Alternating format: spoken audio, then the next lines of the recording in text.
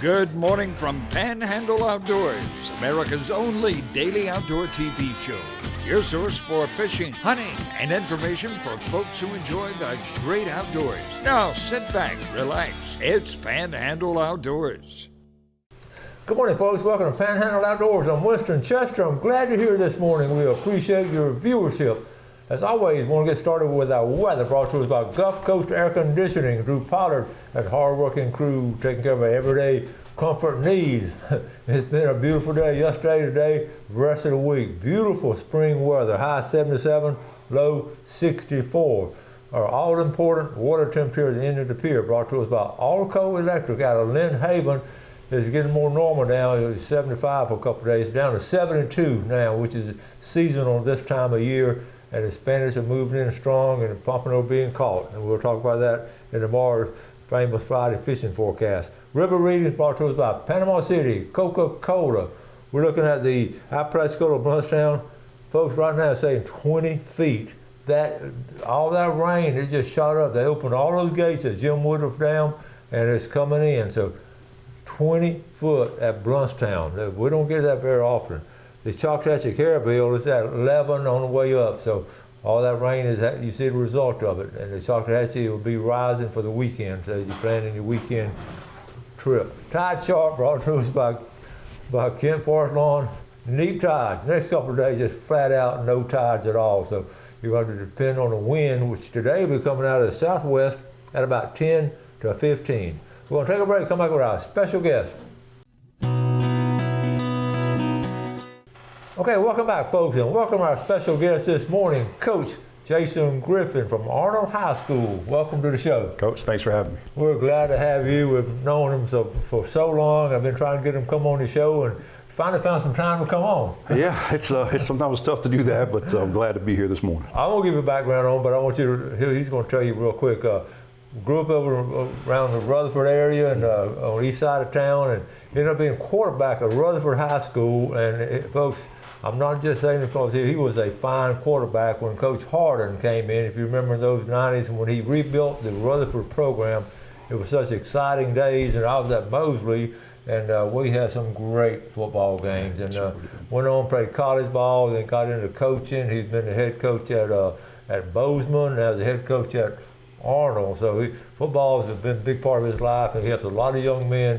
And I'm just, but it also loves outdoors and family man. And so you tell us a little bit about growing up and some things you did. Yeah, I grew up down in Millville, you know, stone's throw from Watson Bio down there. And, as my life grew up, it revolved around sports, but, as for my dad, everything I did away from that was outdoors. It was fishing, hunting, all those types of things. And so I grew up doing all that stuff with my father. If there was any free time, we were on the old, he had an old mullet boat, 750-yard gill net, and we were on that boat, or I was running around fishing the docks and the beaches with my buddies. So, it's sort of how I grew up doing those types of things, and it's sort of stuck with me through all those years, and I still like to take the time every chance I get to do it. So I went by the school the other day and I visited with different people. I always run when I'm out of school. I always run by to see the coach and wherever I'm at. And we started talking about the old days about growing up over there and the mullet skiff, and we don't see much of that anymore. But growing up, your dad had that boat, and y'all, how long was the net? 750 yards, and he never struck out less than 749. And you had to jump in there and help. Well, that was a funny thing. It'd be October, even November, sometimes into December. There'd be frost on the net getting up in the morning, and he'd say, "Go over with the anchor," and you're like, so you'd have to get in there and walk that anchor up to the hill and haul that net out. I say it was a lot of tough work, but it's the most fun I've ever had in my life. And I believe I told you the other day, I just wish I could take my kids to do it one more time so they could just have an idea of what it was. That's one of the big reasons I want to come on to talk about those days, because we don't have many of those people left to talk about those days growing up, because it didn't matter what the weather was. If you're going to strike that net, you're going to strike the net. Yes, sir. You'd see my dad. So he had the old Tremley. The motor's up in the bow, and he'd be standing up on the bow, and as he's striking that net, he's looking for fish, man, and he'd be thinking, I'm just like, turn, and he would just keep on going. He'd get smaller and smaller and smaller, and finally he never really turned into the heel. The end of the net would be tied to the boat, and you'd see him almost go flying overboard when the net pulled him because he lost it all. Then you'd hear him say a few words, and he'd start getting it to the hill. So I'll tell you, man, I got some great memories of doing that with my family and my friends, and some of the greatest days of my life out there doing that. Yeah, and then y'all always had big fish fry, didn't you? If anybody knows my dad, Lee Griffin he's known for fish fries, whether it was family, whether it was political fish fries back in those days. You remember elections were always won or lost to the fish fry. That's so true. My dad was the fish fry guy, and we over down in Millville, every Sunday, folks would drive by our house real slow. That might scare you these days, but back then they were just wanting to see if we had some extra mullet. We'd be out there if we were cleaning mullet or fish or whatever. We had a big pile. My dad would take an old Piggly Wiggly paper sack and he'd throw whatever, 8, 10 head, whatever he would, and he'd go hand it to these folks in the car. And, if they drive by and we didn't have a very good day, we just put our heads down, feeling a little bit ashamed, but that's how it goes sometimes. That was a way of life, and I just wanted Jason to talk about it because we don't have them where, like say, if somebody drives by your house slow now, you're sort of looking at them, but back then they had a reputation that they'd have a couple tubfuls of mullet out there. And then y'all put them in that little bag. Number 10 wash tub. My dad never went anywhere without a number 10 wash tub, I'll tell you. And don't you wish you had some should have buried him with one. Video and all of those days and put in that old net? And you and I talked about that the other day, and that, talked about, you said if there are any pictures. I said, I don't have a picture one, because first of all, didn't have a handy cameras back there, and you certainly weren't going to take it on an expensive camera out on a mullet trip or anything like that. So, there's no pictures of it. Only pictures I got are, in my brain. So it's kind of a lost thing, but striking the net, striking the net. We sure did it. And the thing about it, that was the paper mill community. A lot of folks that worked hard working. Mom and dad working hard, and mom always had a supper on the table, and the kids always going to school on time and doing their homework. That was a great time to grow up. For me it was. I can't think of a better time, when you're running the streets down there in Millville with my buddies, and like I said, they always had supper on the stove. You kicked out of the house at daytime, at daylight, and you expected when the street lights came on, you get on back to the house, and it was just it was a fun way to grow up, and there was a sense of community, and everybody kind of looked out for everyone back then, and I had some good friends that we loved to fish, and we would all fish together, and our parents were crazy enough to give us boats. And okay, so you got this background here, you got that community and all, so we're going to talk about now when you got a little bit older, got in high school, and how this growing up, how it helped him in high school and college. So let's take a quick break. We'll be right back with Coach Jason Griffin.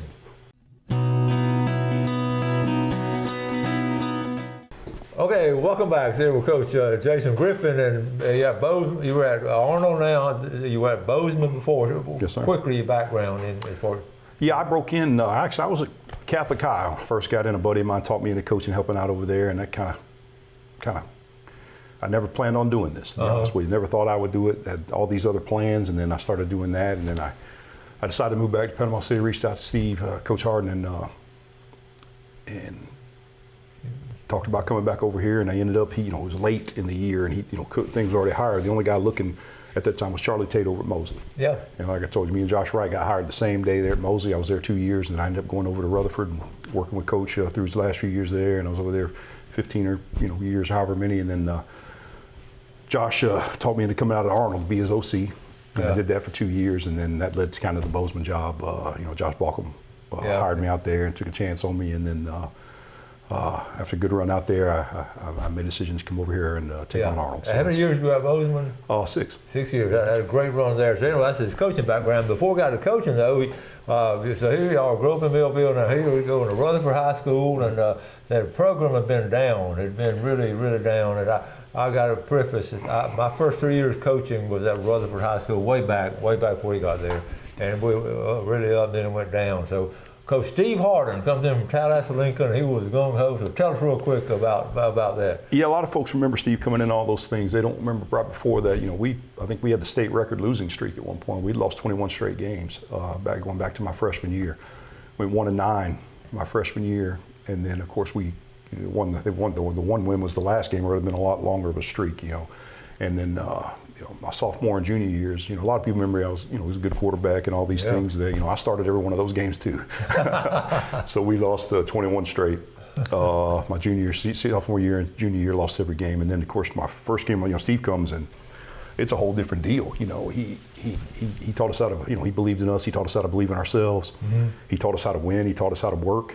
He taught us so many things that, not only made us, helped us with football, but, helped me, served me well in my life. I could talk all day about Steve Harden, about the things that he's meant to me. But I lost that first game to Fort Walton when I had Danny Werfel and E.G. Green and all those, that Heisman Trophy winner, So we dropped that game. We're close. We're the only team that touched them all year. That were close to them. Yeah, because they went right all the way state championship. They blew everybody out except for us. We made them earn it a little bit. But then, we came back and we hadn't beat Mosley in a long time. And we got that win 34-8 that night, and that just set off just a boom. Everything just exploded, and of course we made a little run, went 7. A lot of parallels to what last year at Arnold, went 7-4, first round of the playoffs. Yeah. And of course that was my senior year, but then Steve kept that thing rolling. Final 4 state championship games and all that. And of course I went on. I played at UT Martin. You got a scholarship at the University of Tennessee at Martin. Yes, sir. That was great. That's how you were able to go to college on the football scholarship. Right, and we talk about how important it was coming out of Millville and coming from a family with not much money. My opportunities were. Yeah. And academically. Yep. I didn't try as hard as probably I should, and so I didn't really give myself a lot of opportunities there that I probably could have, just for lack of effort for the most part. But I figured that my opportunities were probably pretty simple. If I was able to get a scholarship, that's what my dream was. If not, I'd probably end up at the mill or in the military. Yeah. Honestly, those were kind of where where it kind of looked for me, and I was fortunate enough with Steve coming on and the success we had to be able to get a football scholarship. It's really neat watching that. They've had such a terrible season after season almost, and then all of a sudden Steve comes in. But Jason was really the catalyst on that team. You had some great ball players, teammates. We sure did. Some great ones. But they came together as a football guy. I will always remember that. But I always also remember your background, like you're talking about your dad jumping out of a boat, no matter what it was. And you sent some pictures. Let's look at this first picture here. Tell us about this picture. Yeah, sure. Oh my goodness. Yeah, that's probably my favorite picture ever. My uncle, he was kind of getting laid. This your uncle on the right? Yeah, Gene Griffin. Okay. Yeah, called him Uncle Eugene. He was getting pretty close to the end here at this point, and he wanted to. That's his boat. Only time I ever took his boat out. He wanted to go out on his boat, and he wanted to go fishing. And I think he kind of felt like maybe that was your dad. Kind of the end. That's my father on the bow there. Okay. And they wanted to go troll for Spanish mackerel, and they weren't really in. We went down to Crooked Island, and I tell you, we trolled all day, and you can see it was pretty windy and a little rough, but one of the funnest days of my life. We didn't catch a thing. Now, I want to hear what he just said. They went fishing, old timers, they caught fish their whole life, but didn't catch anything that day, but yet. What a memory. Probably one of the most memorable trips of my life. And catch them. We caught a lot of fish, but didn't catch one that day. Isn't that something? But I caught a lot more than just a fish. So, you'll always remember that. Yeah. Always remember. That's an awesome picture. Yeah. Okay, now what about now? You got some pictures. What you got something right here now? Yeah, now this is a family thing. It's one of my father's. Especially as he got older, one of the things that he loved to do every year around his birthday. We go to Lake Seminole. Okay. And I asked my boy Mason on the bow. Okay. We'd go up to Lake Seminole and we'd run some float hook lines for these big catfish. And I'll tell you, we've caught some absolute monster catfish over the years. And that's my little baby girl out on Lake Seminole, riding with Daddy. She likes to be in charge and be in front of everything. There you go. That's my little baby, and that's Lake Seminole. We've had some beautiful times up there catching these catfish. And we'd always do a family fish fry when we were up there too. She's in control now. She got a steering wheel. She's always in control. Okay. That's my dad. I don't have a lot of pictures of him. That's a big catfish. That's a big catfish. Now we had a lot of fish that we caught that big, and that's my wife and my kids, and actually my niece Kingsley up on the bow, my daughter Lainey and Mason, and then my wife holding them as we're rolling across Lake Seminole to go check. We take them out and run the lines and let them pull up those big catfish and let the kids see them. So the memories they're going to have of that. Yeah, that's great. And your dad always loved to catch those catfish. Y'all skin them out and cook them there. Yeah, the cool thing about Lake Seminole, they've got a big fish cleaning station, and so they got these hooks. You pick them big things up, skin them out, flay them out. Clean them while they're still flipping around a little bit, and then we'd always do a big fish fry up there, then bring, you know, at Lake Seminole, we've done fish fries at Bozeman for fundraisers. Done fish fries, you know, we'll do what we've done them at Arnold. So y'all were supplying the fish? We have at times now. Tarpon Dock has been great several times doing things for us at both, you know, at Bozeman for sure. Yeah. I hope we look forward to hopefully keeping that relationship. But there have been times where we did it on our own, where we went up and caught all this fish at Lake Seminole and did these fundraisers to help the program up there. You know, we started with nothing at Bozeman. When I got there, it was pretty bare bones. There wasn't a lot going on. You know, only about 13 kids that were playing football at the time. So 13 kids, and when you left, how many were out there? We had 3 teams, middle school, varsity or JV and varsity. I don't know. It's quite a few. Well, it's cool. In my school district, Bozeman is my high school, so I was Friday night lights. I was at Bozeman. You know, I spent a lot of time at Bozeman also if they had a Thursday night game. But man, I love going to Bozeman because that's small. To me, it's a small town America. There's a community up there. There's nothing like that Sand Hills community. I'll tell you, it's some great people. My time there, some of the best. You know, so it's great memories. The people and the kids and the parents. I'll tell you, I'll carry that with me for a long time, and that sense of community and that small town feel and the thing that we built there was just fantastic, and incredibly difficult decision to move on, but it was the best thing for me and my family at the time. But I'll tell you, it was the hardest thing I ever did, leaving those people up there. I love those people up in that area, and you know, I do miss those folks. Okay, let's take our final break. We'll be right back.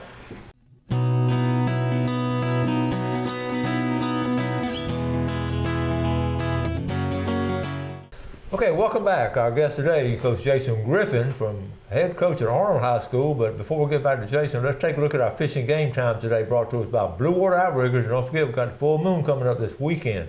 Our time today, we're looking at 10:10 this morning to 12:10. Coach, you have to skip class at lunch and go catch a fish. And then tonight, 10:30 to 12:30. We had this picture here of your wife, and you're all over there at Lake Seminole. Tell us a little bit about your wife here, okay?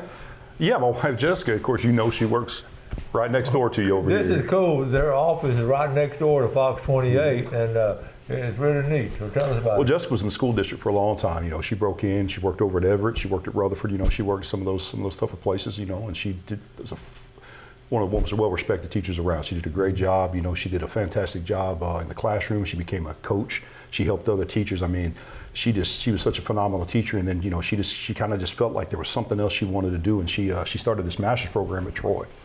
And initially, she kicked around the idea of going into guidance counseling, but then she felt like this mental health counseling was kind of her thing. And my gosh, has it turned out to be that? I mean, I've never seen her more happy. She's gone into private practice. Just doing an unbelievable job of. She and Crystal, lady I know. Her and Christy, Chris Carpenter, right next door. They share an office together, and I tell you, she just beams talking about, you know, the work she's doing with her clients and all that stuff, and how happy it is, and how happy and how fulfilled it's making her. So I couldn't be more proud of her, and couldn't be more happy for her that she's found something that she loves, and she's running with it. And I tell you, man, she's y'all doing a great do some job. outdoor stuff when you get a chance. We always do a lot of outdoor stuff. I've got hundreds of pictures of us on the boats and this kind of thing, and she's always been really supportive. I couldn't find a picture. You know, one time I took her. We went flounder fishing at the Whistle Buoy, and that's not a joke. We really were at the Whistle Buoy flounder fishing. That's funny. I think she caught a flounder, and on the way up, it got eaten by a shark. But she fights this thing for 45 minutes, and it turns out she with a spinning reel. Oh wow! She lands a 6-foot tiger shark. Oh my goodness! And my crazy 75-year-old man tries to gaff it. So that was That's funny. Yes, that's exciting. It's interesting times. You know, Jason, let's get back to being a coach and all, and I've been in these shoes, and I never did a head coach, but growing up there, the importance of athletics and football, and you and I had the same thing. I came from a blue collar family, and my parents couldn't afford to send me to college, and I was blessed enough to get a football scholarship like you. So we have this kindred spirit as far as the importance of sports and all to young people. So tell us your view on this. You know, it's like I told you, the things that the sports taught me about life. You know, dealing with adversity, dealing with tough times, learning how to work, learning how to see things through. You know, there's so much that sport taught me, and the guys, and it's not as much just the sport; it's the men I played for. Yeah. You know, guys like Mike Netherow, you know, Clint McCrory, who's passed on now, you know, Steve Harden, Greg Rivers. Oh yeah. You know, these are men that were great men. They were great influences on me as a person, as a developing man. And so, you know, as I got into this business, you know, I've always felt there's two kind of coaches in this business. There's guys that are in the football business or the sport business, and there's guys that are in the kid business. That's right. And I've always wanted to, you know, I've always felt like I'm in the kid business. That I want to make sure that I'm teaching these kids and giving these kids the same things that I was so fortunate to get. And I've also found that when you're in the kid business, the football seems to kind of take care of itself too. That's you know, right. That kind of seems to work out well. So, you know, I had some great examples. I had some great mentors, both on the field and also people like Janine Boutwell and people in the classroom, Sherry Taylor Butler, as I alluded to before, Mama Shamp, you know, these people that, you know, off the field, they cared about me when they didn't have to. You know, Marty Willis, you know, there were some people they cared about me, Faith Holman. I could list tons of them over there that they cared about a poor kid from Millville. Yeah. Only because they loved him, not because they, you know, for anything else. So it was a cool experience. And that is one of the things that I try to bring is that, hey, we're going to be in the kid business. We're going to try to help these young men, whether they play sports. You know, it ends for everybody. You know that. If they don't get a scholarship, at least I want to set them up that whether they go to the military, they go into business, that they've learned some of those things that are going to help them be successful, be good husbands, be good fathers, and do those types of things. So that's what I believe sport does, and that's what I believe we do every day. And I've got and every single coach on my staff, I don't care if they can coach. I don't care if they know the X's and O's. I mean, we'll figure all that stuff out. The only thing I care about is that every coach I have is in the kid business. Yeah, I know some of the coaches are exactly right. That's the bottom line right there. You're working with young people and just trying to make them a better person. Yeah, it's absolutely. as simple as that. And the hard work and all that we grew up doing, it sort of carries over. And they work hard in the weight room. They work hard on the field. Well, I thought I worked hard in the weight room, and I thought I've seen guys work kids hard in the weight room until I met Kevin Pettis. There's nothing like him. Wow. He is, you know, he's an old Rutherford guy. Yeah. He's a little older than me, but what he's able to accomplish in the weight room and what he's able to get those kids to do and come back the next day and do it again, it's remarkable.